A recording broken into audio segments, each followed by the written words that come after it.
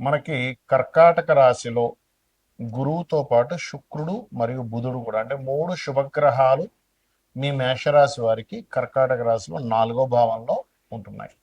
మరి ఈ 4వ భావంలో మూడు శుభగ్రహాలు 23వ తేదీ జూన్ నుంచి జూలై 5వ తేదీ వరకు కలిసి ఉంటాయి ఈ మూడు గ్రహాలు. మరి వీటి వల్ల కలిగే ఫలితాలు ఏమిటి? ప్రస్తుతం మీకు మేషం వారికి ఏలినాడ్సన ఒకటి నడుస్తుంది. మరి దీనివల్ల మీకు 21వ తేదీ నుంచి కుజుడు కూడా మారిపోతున్నాడు, పంచమంలో కేతు ఉన్నాడు. ఈ యొక్క విషయాలు అంటే ఈ గ్రహాల మార్పు వల్ల కలిగే శుభమైనటువంటి ఫలితాలు ఏమిటి, ఎటువంటి విషయాల పట్ల మీరు జాగ్రత్తగా ఉండాలి అనేటువంటి అంశాలు చెప్తుంది నేనైనప్పటికీ చెప్పిస్తుంది సాక్షాత్ లలితా అమ్మవారిగా భావిస్తూ ఆ లలితాంబిక అమ్మవారి యొక్క అనుగ్రహం మీకు పరిపూర్ణంగా కలగాలని మనస్ఫూర్తిగా కోరుకుంటూ, ఎప్పుడైతే చతుర్థ భావంలో ఈ మూడు గ్రహాలు కలిసి ఉన్నాయో ఈ గ్రహాల యొక్క కలయిక మూలంగా మీకు మెయిన్గా ఎప్పటి నుంచో ఫలానా విద్యా సంబంధించిన విషయాల్లో ఆగిపోయి ఉన్నాయి, బ్యాక్లాగ్స్ ఉన్నాయి, క్లియర్ అవ్వడానికి చాలా చక్కటి యోగం చెప్పాలంటే. 2-3 గ్రహాలు అంటే ఒక గ్రహం ఒక నక్షత్రంలో ఉంటే ఒక యోగము, రాశిలో ఉంటే ఒక యోగము, మరొక గ్రహంతో కలిస్తే ఒక యోగము, 2-3 గ్రహాలతో కలిస్తే మరొక అద్భుతమైన యోగం.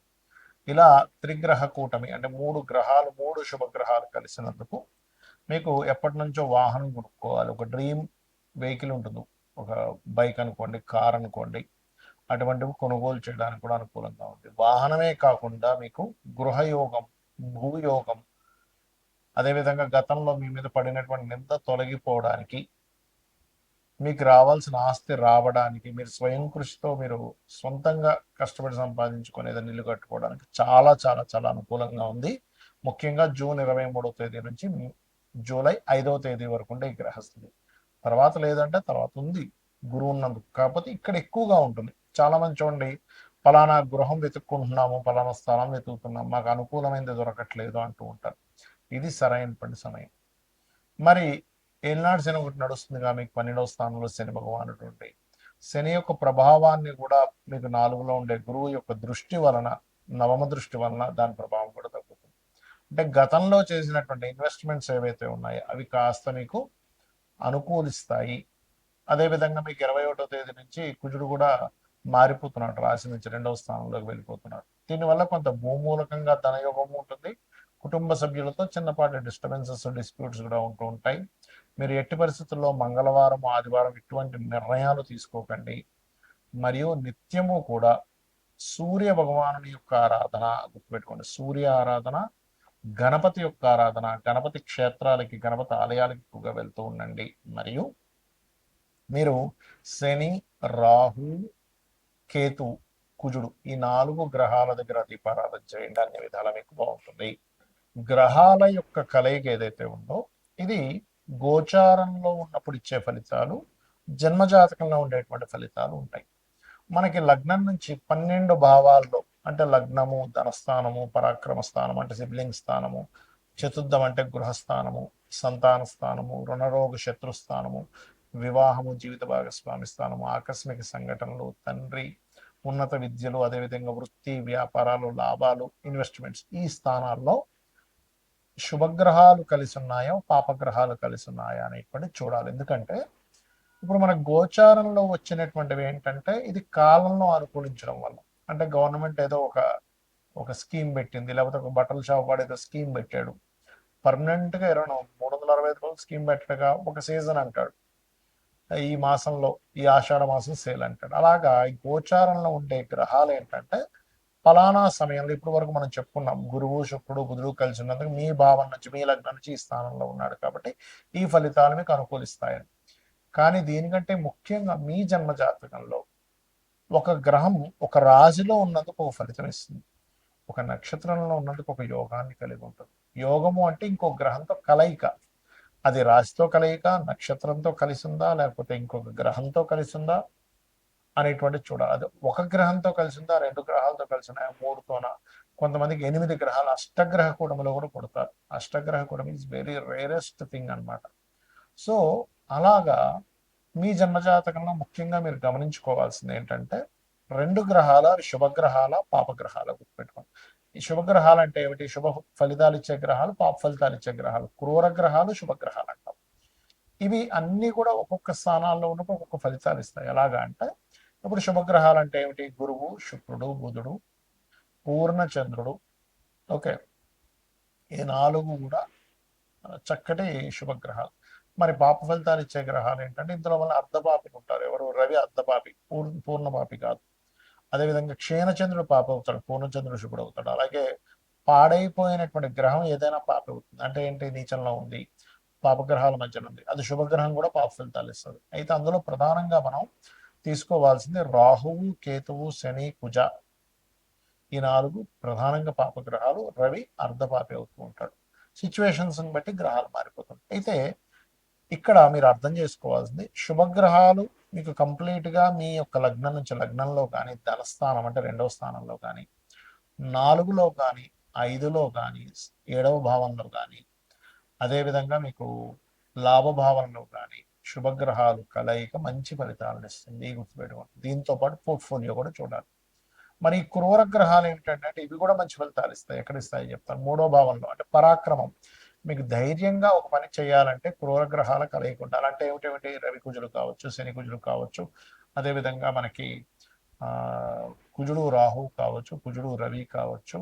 ఇలా ఇప్పుడు నేను చెప్పినటువంటి గ్రహాలు ఏవైతే రాహువు, కేతువు, కుజుడు, రవి అండ్ పాప ఫలితం, పాప సంబంధం కలిగిన గ్రహం, ఇవి ఏం చేస్తాయంటే వెరీ క్లియర్గా ఇవి మీకు 3లో ఉన్న, 6వ భావంలో ఉన్న, 3లో ఉంటే పరాక్రమాన్ని ఇస్తుంది, ధైర్యంగా ఒక స్టెప్ తీసుకోవడానికి ఇస్తుంది. 6వ భావంలో ఉంటే శత్రువు నిలబడలేడు మీ ముందు, గుర్తుపెట్టుకోండి. 6లో కుజుడున్న జాతకుడు చూడండి, ఏ శత్రువు మీ ముందు నిలబడలేడు, శత్రువు నాశనము అంటుంది శాస్త్రం. అదేవిధంగా 6వ స్థానంలో అధిక గ్రహాలు. ఇంకొక ఇబ్బంది కూడా ఉంది. ఏమిటది అంటే కొంచెం ఎక్కువ కర్మలు పెండింగ్ ఉన్నాయి, కొంచెం ఎక్కువ పోరాటం ఉంటుంది లైఫ్లో పాపగ్రహాలు ఉన్నందుకు. కాకపోతే పోరాడేటువంటి శక్తిని కూడా ఆ గ్రహాలు ఇస్తాయి, గుర్తుపెట్టుకోండి.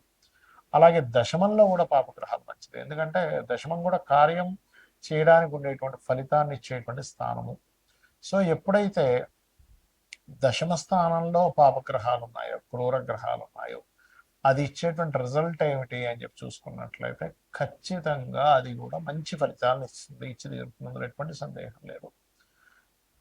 అలాగే మరొక విషయం ఏంటంటే ఇక్కడ గమనించినట్లయితే ఇక్కడ మరి లాభంలో ఏంటంటే శుభగ్రహాలు, పాపగ్రహాలు రెండూ ఫలిస్తాయి. మరి 12వ స్థానంలో ఉండేటువంటి గ్రహాలు ఒకవేళ శుభగ్రహాలు ఉంటే, పాపగ్రహాలు ఉంటే ఏంటంటే అది కంఫర్ట్, విదేశాలకు వెళ్ళేటువంటి విషయం, ఇన్వెస్ట్మెంట్ చేసేటువంటి విషయం. అంటే 12వ స్థానంలో ఉండేటువంటి గ్రహాలు ఒక్కోసారి శుభగ్రహంతో, శుక్రుడితో చేసిన పాపగ్రహాలు అనుకోండి, అలవాట్లు కొంచెం వ్యసనాలు అలవాట్లు ఎక్కువ అవుతుంటాయి. అంటే వ్యసనాలని, ఇన్వెస్ట్మెంట్స్ని, అదేవిధంగా మీరు విదేశాలకు వెళ్ళేటువంటి అంశాలను 12వ భావం చెప్తుంది. కాబట్టి ఆ యొక్క విషయంలో జాగ్రత్తగా ఉండాలి. మరి 2వ స్థానంలో శుభగ్రహాలు ఉన్నాయి, మంచి ధనవంతుడు అవుతాడు. కలయిక ఎక్కువ గ్రహాలు, శుభగ్రహాలు కలయిక. పాపగ్రహాలు కలయిక ఉందనుకోండి, కుటుంబ సభ్యులతో ఎప్పుడు ఏదో ఒక పేచి, కుటుంబ సభ్యులు ఇతనికి సపోర్ట్ చేయకపోవడం, లేకపోతే ఇతను కుటుంబ సభ్యులతో కలవలేకపోవడం అనేటువంటిది జరుగుతూ ఉంటుంది. కాబట్టి ఎప్పుడూ కూడా శుభగ్రహాలు, పాపగ్రహాలు రెండూ మంచివే, కానీ అవి ఎక్కడ ఉంటే ఎటువంటిది అనేటువంటిది చూసుకోవాలి.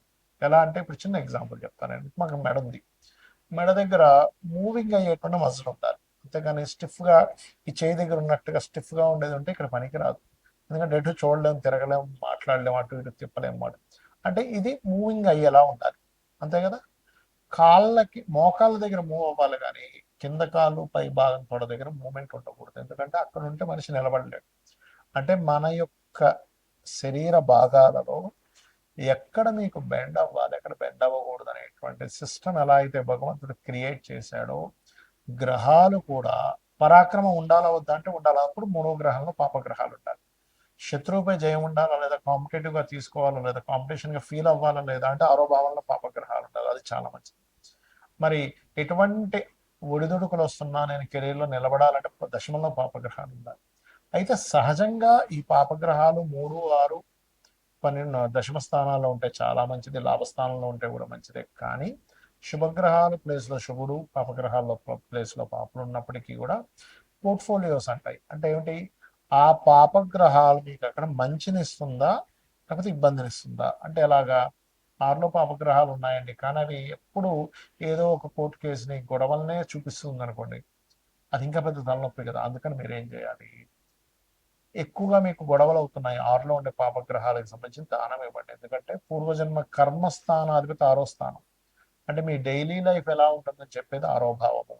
గొడవలు అవుతున్నాయి, అప్పులు అవుతున్నాయి, ఎప్పుడు ఏదో ఒక ఘర్షణ ఉంటుంది నా లైఫ్లో అన్నప్పుడు మీ లగ్నం నుంచి, అంటే మీది మేషం నుంచి మీనం వరకు ఏ లగ్నమో తెలుసుకొని అక్కడ నుంచి ఆరో స్థానంలో ఉండే గ్రహాలకు దానం ఇవ్వండి.